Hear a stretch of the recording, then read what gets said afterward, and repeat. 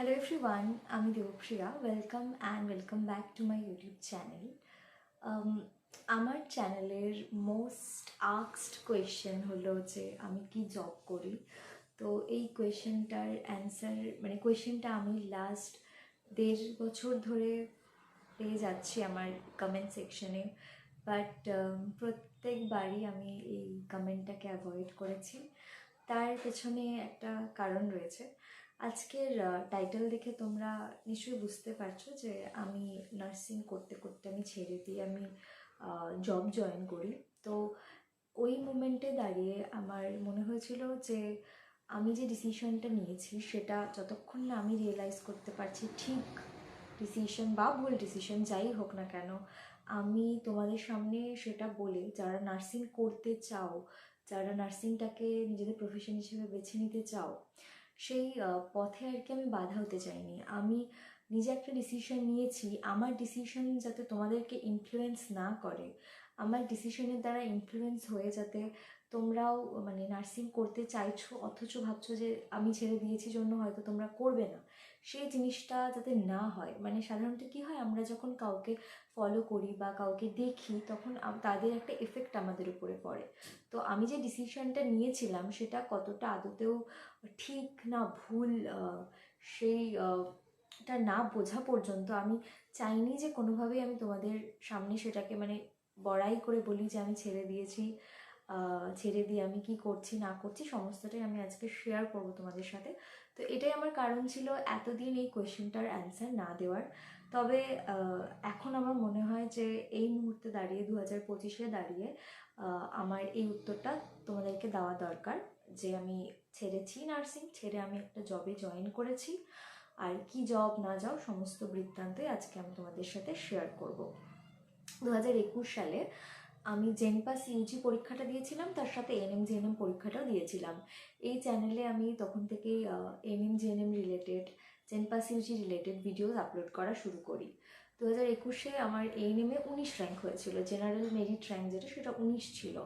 আর জিএনএমে general merit rank ছিল হচ্ছে 45। তখন রুরাল এরিয়ায় শুধুমাত্র এএনএমের জন্য অ্যাপ্লিকেবল ছিল, এখন তো সবাই পারে। ফার্স্ট ইয়ার পরীক্ষা প্রথম বছর আর কি এএনএম জিএনএমের পরীক্ষা হয়েছিল 2021-এ। সেইবারই আমি এক্সাম দিই, সেইবারই এটা আমার র্যাঙ্ক হয়। র্যাঙ্ক কার্ড সমেত অলরেডি আমার একটা ভিডিও শেয়ার করা রয়েছে, যাতে তোমাদের না মনে হয় যে আমি মিথ্যে কথা বলছি বা কিছু। আর আমি তার সাথে জেনপাস ইউজি এক্সামটাও দিই, যেখানে আমার general merit rank, nursing merit rank ছিল হচ্ছে 706, আর ওটা আমার আবার ওবিসি ক্যাটাগরি ছিল, ওখানে মনে হয় 107 এরকমই ছিল। তো আমি বিএসসি নার্সিংয়েই যাই। তবে হয় না যে আমাদের কি হয়, আমরা সাধারণত আমাদের বাবা মাদের কথা না শুনলে ভুল ডিসিশনটাই নিই। তো আমারও সেটাই একটা ভুল ছিল জীবনে। আমার মা আমাকে বারবার বলেছিল যাতে আমি এএনএমটা করি। ন্যাচারালি কী হয়, আমাদের মতো যারা লোয়ার মিডিল ক্লাস ফ্যামিলি থেকে বিলং করে তাদের জীবনে জব পাওয়াটা একটা সব।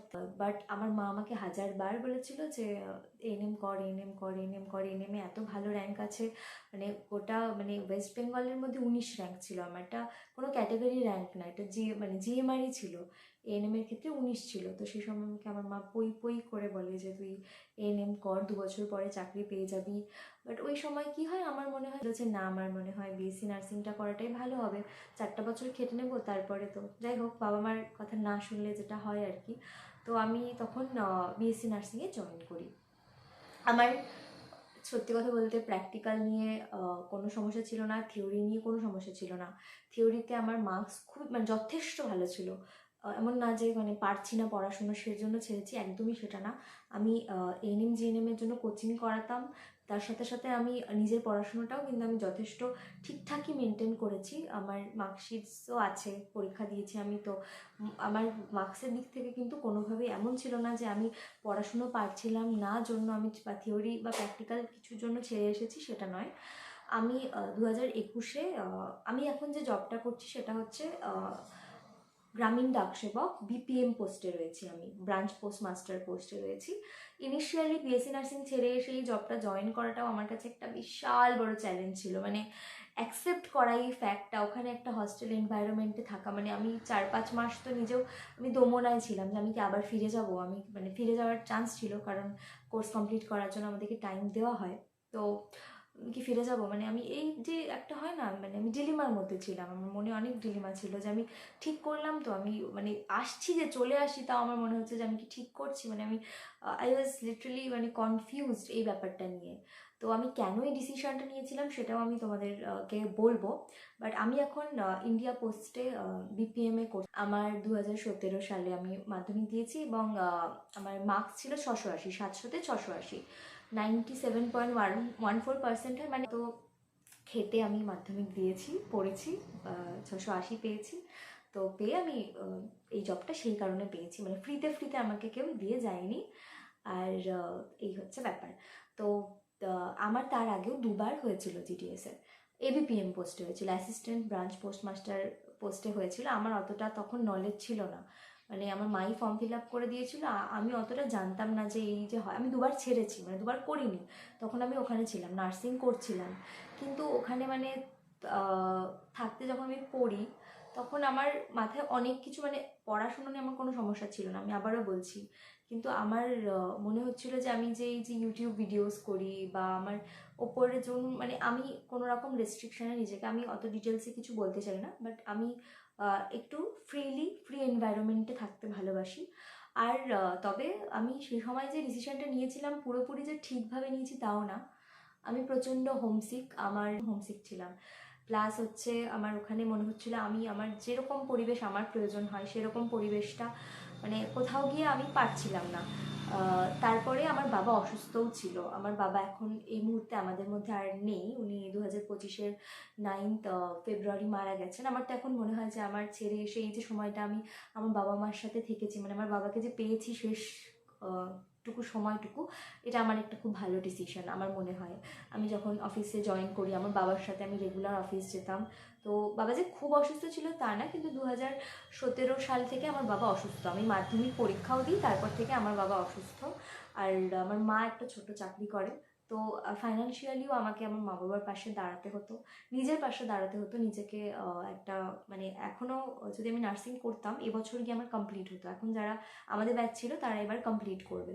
তো সেই জায়গা থেকে আমি এসে জব জয়েন করি, আমি করি। আমার ক্ষেত্রে কি ব্যাপারটা ছিল যে আমার কাছে একটা ব্যাকআপ ছিল, যদি এরকম ব্যাকআপ সবার কাছে তো থাকে না। এবার কেউ আমাকে দেখে প্লিজ ইনফ্লুয়েন্সড হয়ে যেও না যে তোমার কাছে কোনো অপশান নেই, তুমি বাড়ি চলে আসছো, মানে বিএসসি নার্সিং পেয়েছো বা জিএনএম পেয়েছো, যাই পেয়েছো না কেন, অপশান নেই, অথচ কি করছো, বাড়ি চলে আসছো, ভাবছো যে হ্যাঁ দিদি ছেড়ে দিয়েছে আমরাও ছেড়ে দেবো। না, আমার কাছে কিন্তু অপশান ছিল, আমি কিন্তু করছি একটা কাজ, আমি পড়াশোনাও করছি, তার সাথে আমি পড়াশোনা ছেড়েও দিইনি। আর আমি এখানে নিজেকে আটকে রাখতে চাই না, ভগবান জানে কি হবে, আমি নিজেকে আটকে তো রাখতে চাই না। আমি the sky is the limit actually.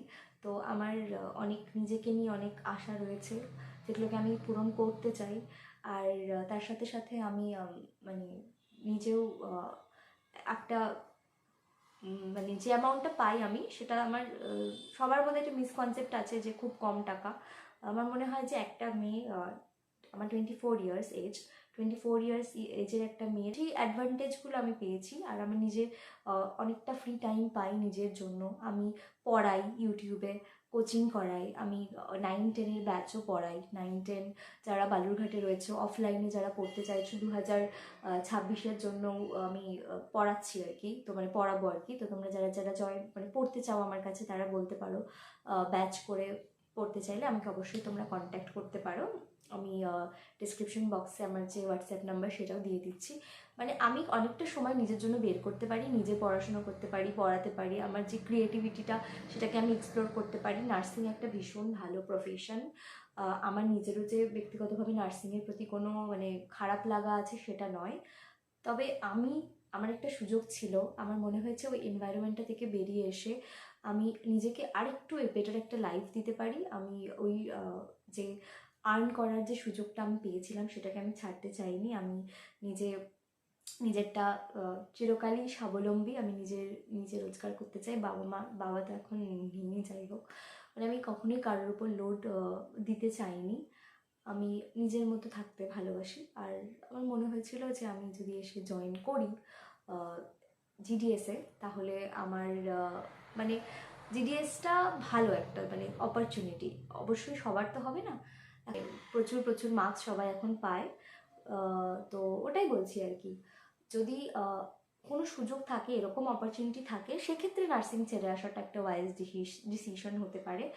But যদি কোনো অপশান না থাকে তাহলে নার্সিং ছেড়ে আসাটা আমার মনে হয় না কোনো রকম ওয়াইজ ডিসিশন। নার্সিংয়েও রিক্রুটমেন্ট হচ্ছে, নার্সিংয়েও প্রচুর রিক্রুটমেন্ট হবেও ভবিষ্যতে। নার্সিংও একটা ভালো প্রফেশন, যারা করতে পারে তাদের জন্য ভীষণ ভালো। আমিও পারতাম না তেমনটা নয়, আমার হাতে একটা সুযোগ ছিল, আমি শুধু সেই সুযোগটাকে ইউটিলাইজ করেছি। আর এখন সত্যি কথা বলতে আমার ভালো লাগে, মানে আমি যে কাজটা করছি, ইনিশিয়ালি আসলে বন্ধু বান্ধবদের পরিবেশ থেকে বেরিয়ে এসে একদম একা হয়ে যাওয়া, কাইন্ড অফ একটা ডিপ্রেশনেই চলে যাওয়া। তারপরে মানে যে মানে মনে হয় না যে মানে আমার কখনো ফিল হয়েছে, রিগ্রেট হয়েছে আমার জয়েন করা নিয়ে, কখনো আমার এরকমটা হয়নি। আই লাভ দিস জব, আমি এটাকে proudly I can say that I am GDS BPM and it's a good job, ভালো ভালো কাজ।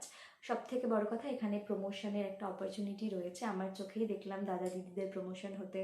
আর ভীষণ ভালো লাগে যখন দেখি যে ED এক্সট্রা ডিপার্টমেন্টাল থেকে ওরা ডিপার্টমেন্টাল হয়। কেবল এটা একটা স্টেপ, এখান থেকে পোস্টালে অনেক দূর যাওয়া যায়। আমি বলছি না আমি গেছি বা আমি যাব, আমি চেষ্টা তো করব অবশ্যই।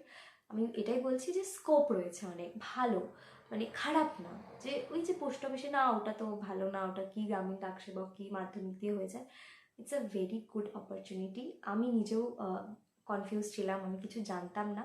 ওই মুহূর্তে দাঁড়িয়ে আমি অনেক কিছু ভেবে চিনতে ডিসিশন নেওয়ার পরেও আমি অনেক বেশি মানে টেনশনে ছিলাম, আমি কি ঠিক করলাম, আমি কি ভুল করলাম। যখন দেখতাম আমার ফ্রেন্ডসরা হস্টেলে সবাই স্টেটাস দিচ্ছে, দুঃখ হতো, মনে হতো চলে যাই, আমি এখানে একা একা, আমার অফিসে ধরো আমি একাই, তো মানে এটাই আর কি, এরকম সিচুয়েশনগুলোতে খারাপ লাগতো। বাট এখন আমার মনে হয় যে আমি ডিসিশনটা ঠিক নিয়েছিলাম আমার জন্য, বাকিদেরটা আমি বলতে পারবো না। And I love my job, আমি যেটা করছি আমি সেটাকে ভালোবাসি, আমি সৎ পথে থেকে সৎভাবে কাজ করছি, and which is good I think. আর যদি কোনো ডাউট থাকে GDS নিয়ে বা কিছু নিয়ে, অবশ্যই কমেন্ট করে জানাতে পারো। Thanks for watching the video. ভালো লাগলে লাইক শেয়ার কমেন্ট করে দিও। আর এই চ্যানেলে যেমন ANM JNM জেনপাসের ভিডিও আসে তেমনই আসবে, আমার লাইফস্টাইলের ভিডিও আসবে। যদি আমার কন্টেন্ট তোমাদের ভালো লাগে, চ্যানেলটাকে অবশ্যই সাবস্ক্রাইব করে আমাদের সাথে, মানে আমার সাথে, আমাদের না আমার সাথে, ইটস অল অ্যাবাউট মি, এটা শুধুই আমি, আমার জার্নি, আমার সাথে জুড়তে চাইলে অবশ্যই চ্যানেলটাকে সাবস্ক্রাইব করে দিও। Thanks for watching.